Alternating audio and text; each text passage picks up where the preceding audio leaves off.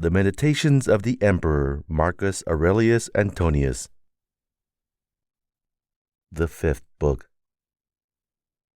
In the morning, when you find yourself unwilling to rise, have this thought at hand: I arise to the proper business of man, and shall I repine at the setting about that work for which I was born and brought into the world? Am I equipped for nothing but to lie among the bedclothes and keep warm? But, you say, it is more pleasant so. Is pleasure, then, the object of your being, and not action and the exercise of your powers? Do you not see the smallest plants, the littlest sparrows, the ants, the spiders, the bees, all doing their part and working for order in the universe as far as in them lies? And will you refuse the part in this design which is laid on man? Will you not pursue the course which accords with your own nature? You say, I must have rest. Assuredly, but nature appoints a measure for rest, just as for eating and drinking. In rest you go beyond these limits, and beyond what is enough. But in action you do not fill the measure, and remain well within your powers. You do not love yourself. If you did, you would love your nature and its purpose. Others, who love the art that they have made their own, exhaust themselves with laboring at it unwashed and unfed. But you honor your own nature less than the carver honors his carving, less than the dancer honors his dancing, the miser his gold, or the vain man his empty fame. These men, when desire takes them, count food and sleep well lost if they can better realize the object of their longings. And shall the pursuit of the common good seem less precious in your eyes and worthy of a lesser zeal? How easy is it to thrust away and blot out each impression that is disturbing and unfit, and forthwith to enjoy perfect tranquility. Judge no speech or action unworthy of you which is consistent with nature. Be not dissuaded by any consequent criticism or censure from others. But if the speech or action be honorable, judge yourself worthy to say or do it. Those who criticize you have their own conscience and their own motives. These you are not to regard, but follow a straight course, guided by your own nature and the nature of the universe, both of which point the same way. I walk the way which is nature's until at last I shall fall and be at rest, breathing out my breath into the air wherein I daily drew it, falling on that earth whence my father drew his seed, my mother her blood, and my nurse the milk which nourished me. On that earth which has given me my daily food and drink through all these years, which sustains my footsteps, and bears with me, her manifold abuser. Men cannot admire you for your shrewdness. Be it so. But there is many another quality of which you cannot say, it is not in me. Display these. They are wholly in your power. Be sincere, be dignified, be painstaking. Scorn pleasure, repine not at fate, need little. Be kind and frank. Love not exaggeration and vain talk. Strive after greatness. Do you not see how many virtues you might show, of which you are not yet content to fall short, though you have not the excuse that they are absent, or that you are unfit for them? Are you driven by some want in your equipment to be querulous, to be miserly, to be a flatterer, to reproach your body with your own faults, to cringe to others, to be vainglorious, to have all this restlessness in your soul? No, by the gods, you might have escaped these vices long ago. All your fault, then, is that you are somewhat slow and dull of comprehension. This you should strive to correct by exercise, neither neglecting your dullness nor taking a mean pleasure in it. Some men, when they have done you a favor, are very ready to reckon upon the obligation they have conferred. Others, again, are not so forward in their claims, but yet in their minds consider you their debtor, and well know the value of what they have done. A third sort seem to be unconscious of their service. They are like the vine, which produces its clusters and is satisfied when it has yielded its proper fruit. The horse when he has run his course, the hound when he has followed the track, the bee when it has made its honey, and the man when he has done good to others, make no noisy boast of it, but set out to do the same once more, as the vine in its season produces its new clusters again. Should we then be amongst those who in a manner know what they do? Assuredly, but this very thing implies intelligence, for it is a property of the unselfish man to perceive that he is acting unselfishly, and surely to wish his fellow also to perceive it. True, but if you misapprehend my saying, you will enter the ranks of those of whom I spoke before. They too are led astray by specious reasonings. But if you have the will to understand what my principle truly means, fear not that in following it you will neglect the duty of unselfishness. This is a prayer of the Athenians. Rain, rain, dear Zeus, on the plains and plowlands of the Athenians. Man should either not pray at all, or pray after this frank and simple fashion.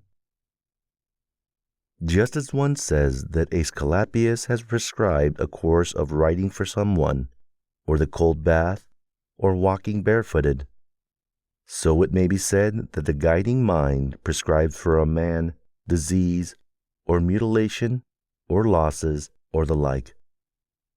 Prescribed in the first case means that such treatment was enjoined on the patient as might coincide with the needs of his health. In the second case, it means that each man's fortune is appointed to coincide with the purposes of fate. Now, the very word coincidence implies something like that correspondence of squared stones in a wall or pyramid, which workmen speak of when they fit them together in some structure. All things are united in one bond of harmony. And just as all existing bodies go to make the visible world what it is, so destiny, as the general cause, is compounded of all particular causes. The most unphilosophical grasp my meaning, for they say fate gave this to so-and-so. This was appointed or prescribed for him.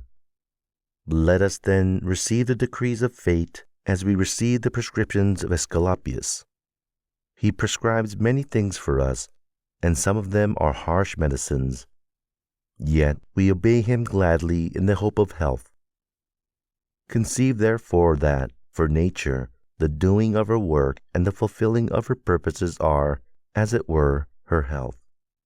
And welcome all that happens, even should it seem hard fortune, because it tends to the health of the universe and to the prosperity and felicity of Zeus. He would not have brought this or that on any man, did it not contribute to the good of the whole, nor does any part of nature's system bring aught to pass which suits not with her government.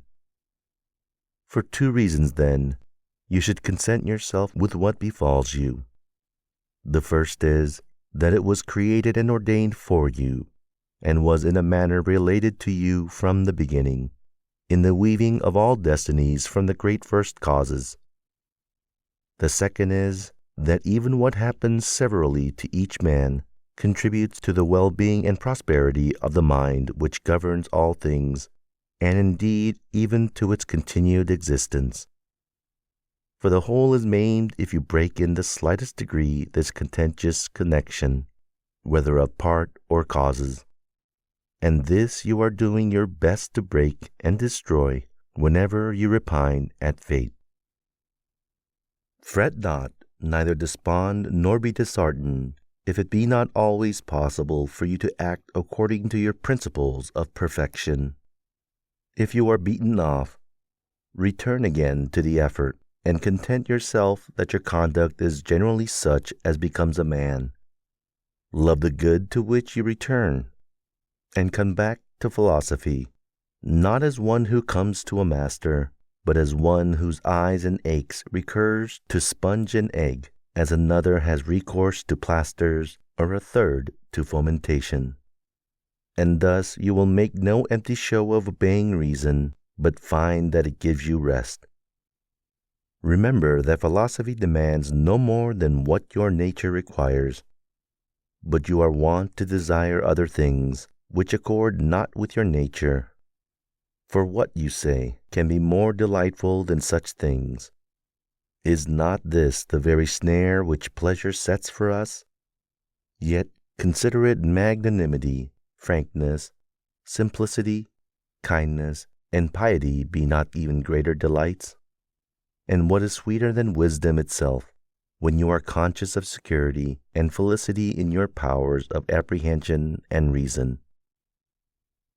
The natures of things are so covered up from us, that to many philosophers, and these no mean ones, all things seem incomprehensible. The Stoic themselves own that it is difficult to comprehend anything with certainty. All our assent is inconsistent, for where is the consistent man? Consider too the objects of our knowledge, how transitory are they, and how mean. How often they are in the possession of the debauch, of the harlot, of the robber. Review again the morals of your contemporaries. It is scarcely possible to tolerate the best-mannered among them, not to say that a man can scarcely tolerate himself. Amid such darkness and filth, in this perpetual flux of substance, of time, of motion, and of things moved, I can perceive nothing worthy of esteem or of desire. On the contrary, we should comfort ourselves as we await our natural dissolution, and not be vexed at the delay, but find rest in these thoughts. First, that nothing can befall us which is not in accord with the nature of all things. Second, that it is always in our power not to do anything against the divine spirit within us. To this no force can compel us. To what end am I using my soul? Let me examine myself as to this on all occasions, and consider what is passing now in that part of me which men call the ruler of the rest. Let me think too, who's in the soul that I have. Is it a child's? Is it a youth's, a timorous woman's, or a tyrant's? The soul of a tame beast or of a savage one? Of what value the things are which the many account good, you may judge from this. If a man has conceived certain things, such as prudence, temperance, justice, or courage, to be good in the real sense, he cannot, while he is of this mind, readily listen to the traditional guide about a superabundance of good things. It will not fit the case, but when he has in mind things which seem good in the eyes of the multitude, he is perfectly willing to hear and accept as quite appropriate the raillery of the comic poet. Thus even the ordinary mind perceives the difference. For if this were not so, we would not in the first case repudiate the jest as offensive, nor would we salute it as a happy witticism when applied to wealth or to the opulence which produces luxury and ostentation. Proceed then, and put the question whether these things are to be valued and esteemed good, of which we may have such an opinion that we may aptly say of their possessor, he has so many possessions about him that he has no place wherein to ease himself. I consist of a formal and a material element. Neither of these two shall die and fade into nothingness, since neither came into being out of nothing. Every part of me, then, will be transformed and ranged again in some part of the universe. That part of the universe will itself be transmuted into another part, and so on for all time coming. By some such change as this I came into being, likewise my progenitors, and so back from all time past. There is no objection to this theory, even though the world be governed by determined cycles of revolution. Reason and the art of thinking are powers which are complete in themselves and in their special processes. They start from their own internal principle and proceed to their appointed end. Such mental acts are called right to indicate that the course of thought is right or straight. Nothing should be said to be part of a man which is not part of his human nature. Things that are not part of his essence cannot be required of him, and have no part in the promise or the fulfillment of his nature. Therefore, in such things lies neither the end of man nor the good which crowns that end. Moreover, if anything were really part of a man, it would not be proper for him to despise it or revolt against it, nor would he be praiseworthy who made himself independent thereof. If non-essential things were indeed good, he could be no good man who stinted himself in the use of them. But as we see, the more a man goes without them, and the more he endures the want of them, the better a man he is. The character of your most frequent impressions will be the character of your mind. The soul takes color from its impressions, therefore steep in it such thoughts as these. Wherever a man can live, he can live well. A man can live in a court, therefore he can live well there. Again, everything works towards that for which it was created, and that to which anything works is its end. And in the end of everything is to be found the advantage and the good of it. Now, for reasoning beings, society is the highest good, for it has long since been proved that we were brought into the world to be social. Nay, was it not manifest that the inferior kinds were formed for the superior, and the superior for each other? Now the animate is superior to the inanimate, and beings that reason to those that only live. To pursue impossibilities is madness, and it is impossible that the wicked should not act in some such way as this. Nothing can befall any man which he is not fitted by nature to bear. The like events befall others, and either through ignorance that the event has happened, or from ostentation of magnanimity, they stand firm and unhurt by them. Strange, then, that ignorance or ostentation should have more strength than wisdom. Material things cannot touch the soul at all, nor have any access to it. Neither can they bend or move it. The soul is bent or moved by itself alone, and remodels all things that present themselves from without in accordance with whatever judgment it adopts within.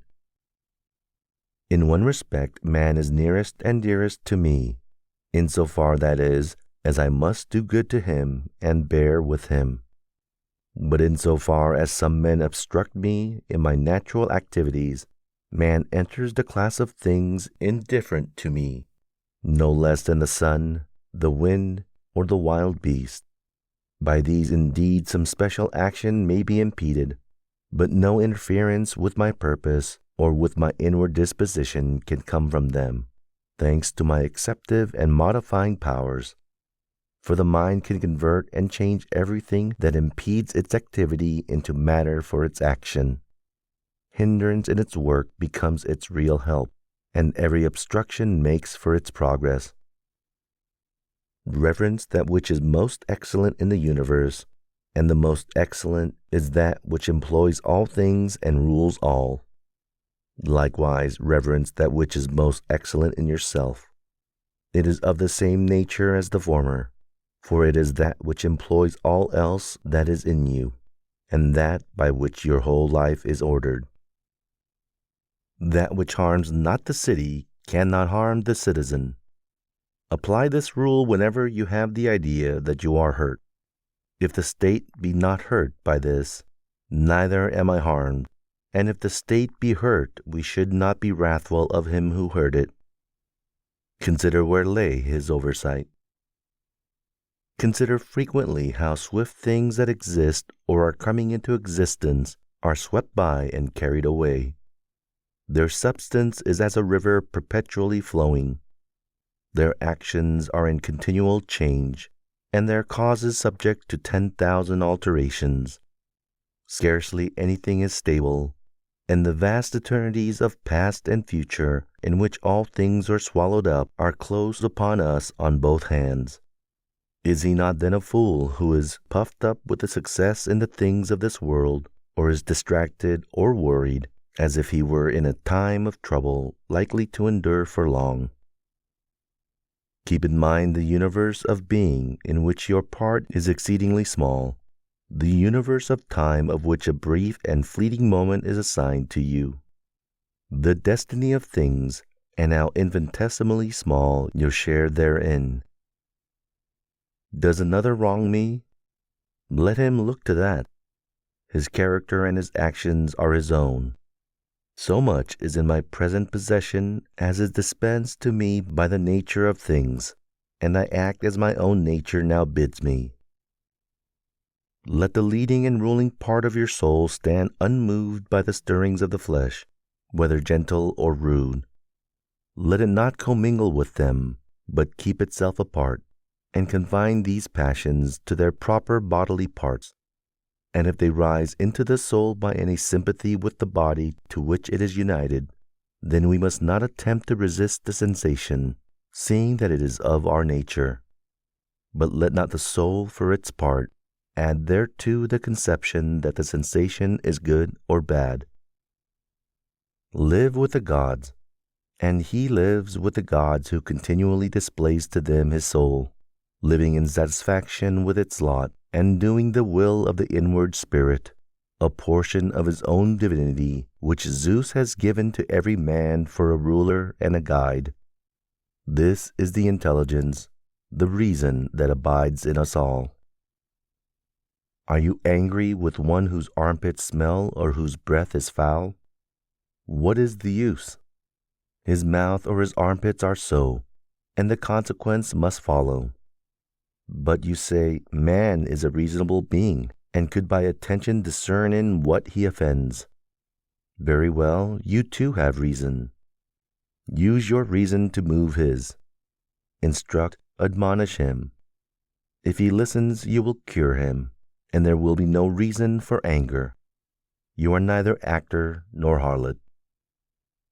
As you intend to live at your going, so you can live here.